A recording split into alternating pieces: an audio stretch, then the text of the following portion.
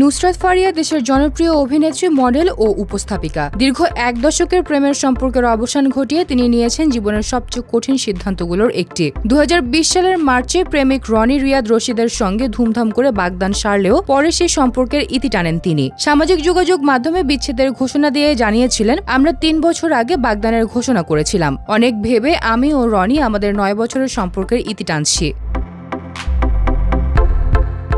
সম্প্রতি এক সাক্ষাৎকারে ফারিয়া জানান, রনিকে ছাড়া জীবন কল্পনাই করা যেত না। মা, বাবা আর রনি, এই ছিল আমার পৃথিবী, বলেন তিনি। ছোটবেলা থেকে একসঙ্গে বড় হওয়া, ভালোবাসা, বন্ধুত্ব সব মিলিয়ে সম্পর্কটা ছিল খুব গভীর। সেই সম্পর্ক ভাঙার সিদ্ধান্ত ছিল মানসিকভাবে অত্যন্ত কঠিন।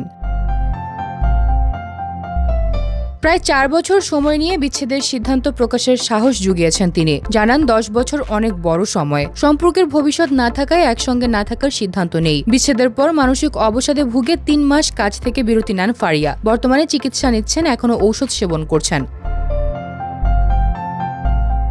সম্প্রতি একদিনের জন্য জেল হাজতেও ছিলেন তিনি, একটি বিতর্কিত ঘটনার জেরে। তবে ধীরে ধীরে আবার কাজে ফিরছেন, সামলে নিচ্ছেন নিজেকে। কঠিন সময় পার করে সামনে এগিয়ে যাওয়ার অদম্য সংকল্প এখন নুসরাত ফারিয়ার মূল শক্তি।